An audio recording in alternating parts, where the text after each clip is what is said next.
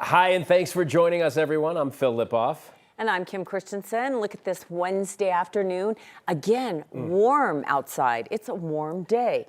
And contrary to yesterday, which is weird, I always see winds. Today I did see gusty winds. So I don't know what's going on, which is why I'm going to bring in Chief Meteorologist. We're living in two different places because I didn't see wind today. You didn't? I saw gusty winds. So we bring in Senior Meteorologist Chris Bianchi to explain what the heck is going on. It wasn't windy at my house. It was windy at your house. What's going on Kim here? has a wind cloud over her house. I did just today. So it depends on which side of the metro area you're on, right? And by the way, most of us in the Denver area will see our stronger winds tomorrow. But Kim, and especially across the west metro area, Arvada, Boulder, some of those stronger winds from the mountains last night mixed down, essentially kind of pushed their way down into the west side of the metro area today. Now, our peak gusts so far, Arvada, Boulder, Golden, 40 to 50 miles an hour, which is relatively small potatoes for us here in this side of town, but stronger winds tonight for us here in the higher elevations and the high foothills. That's where we could see some 70 to 80 mile an hour gusts later on tonight. Not quite as strong as what we saw yesterday, especially yesterday morning, but still pretty strong winds out there. 60, 70 mile an hour winds tonight into early tomorrow. Those winds will be whipping about, and keep in mind those usual windy spots, Berthoud Pass, Loveland Pass, as well as Allens Park, Nederland. Again, some of those typically windier spots, Peak Highway. That is going to be very windy for us later on tonight. In Denver, some of those winds, I know some 30 mile an hour gusts for us through the day tomorrow. We'll see some stronger winds during the day tomorrow here in Denver. Not as bad as the mountains, of course. Speaking of the mountains, a little bit of light snow for us, but not really showing up on radar. Temperatures on the warm side, these are downsloping Chinook winds, so that is warming us on up into the upper 50s to around 60 degrees today. And when will it cool down, and when might we see some rain or snow even in the mountains? I'll tell you about that coming up in my full forecast. Okay, we'll talk to you then, Chris. Thank you. Lakewood police have already doubled their homicide count this year. So far, the department has investigated 8 homicides, up from just 4 in all of last year. The most recent case happened just over the weekend. 9 News reporter Jaleesa Irizarry has the latest on that deadly incident. This cul-de-sac in Lakewood sits quiet, but authorities hope anyone that saw what happened here isn't. On Saturday, Lakewood police were called to South Kendall Street near West Nevada Place. Video provided by a viewer shows a heavy police presence in the area. Lakewood police have just identified the woman as an 83-year-old. They're investigating the incident as a burglary turned homicide.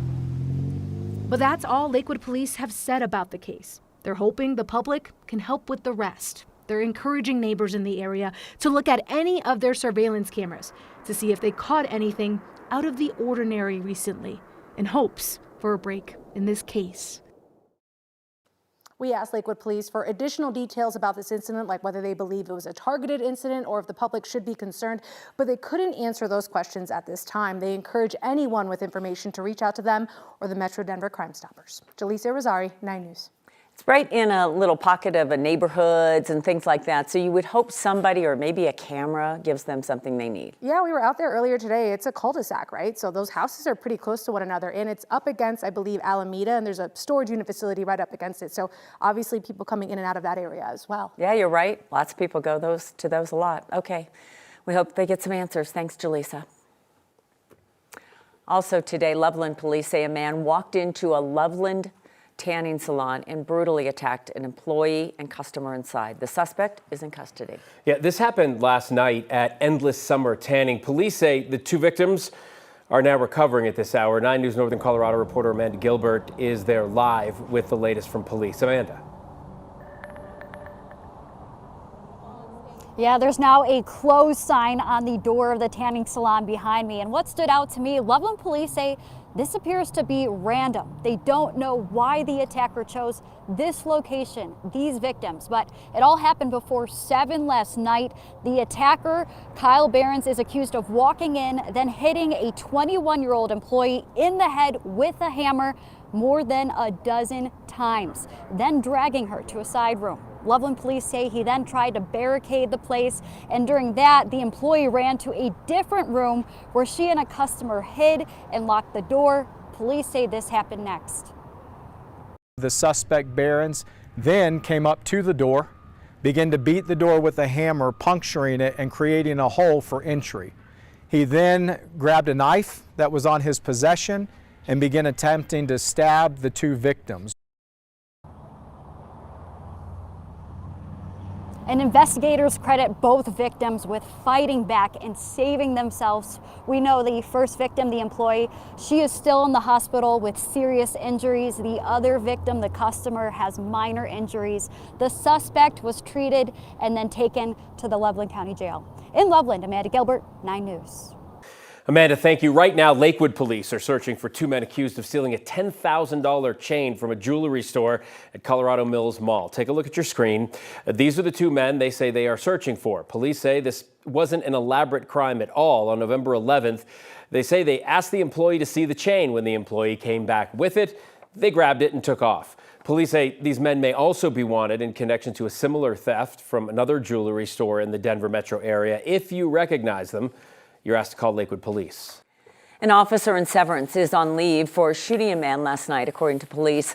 Officers were called about 9 p.m. last night for a domestic incident at home on Mount Princeton Drive in Severance. They report finding a 33-year-old man in a car outside the home, armed with several weapons.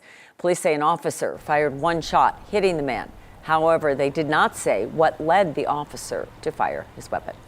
The shooting of a woman in an Aurora shopping center parking lot is now a murder investigation after she died from the injuries she sustained. The victim was found just after 6 last night in the lot at Havana, Mississippi. Investigators do not know what led up to the shooting, but they believe a man seen on a bicycle in the area is a suspect. If you know anything about this, you are asked to call Metro Denver Crime Stoppers. Today, a wrongful death lawsuit was filed in Jefferson County by the family of a woman who died in custody at the Jefferson County Jail. Ashley Raisbeck died in December of 2023. The Jefferson County Sheriff's Office said at the time that medical staff were conducting routine rounds when they saw her appear to be disoriented. The Sheriff's Office says she was taken to a medical unit where she later collapsed. Staff issued Narcan, but she stopped breathing and later died at the hospital. Today, her mother spoke about wanting changes to come from her death. I want to make a change in the laws on how inmates are being treated with their medical care. It was labeled all over Ashley's medical records. She was allergic to penicillin. As Anita said, she even signed a waiver form to stop taking it. How much more do you need for you to stop? We reached out to the Jefferson County Sheriff's Office. They told us they can't comment on litigation. It took a bit of a delay, but Denver Summit FC's new stadium is one step closer to being built. This afternoon, a Denver City Council committee approved $50 million in public investment. South River Platte Committee had postponed the vote when it was last up for debate back in November. Now the vote will go to the full City Council later on this month. Marshall Zellinger will have much more on the vote coming up tonight at 6 on Next with Kyle Clark. Great Divide Brewing Company is coming back to downtown. That's according to our partners at the Denver Business Journal. The new tap room and restaurant is at 2040 Blake Street. That's the former Stem Ciders tap room. It's about a mile away from its original location of 2201 Arapahoe. That original location was put up for sale or lease back in September after Great Divide was bought in March. The new tap room will be the only location in Denver.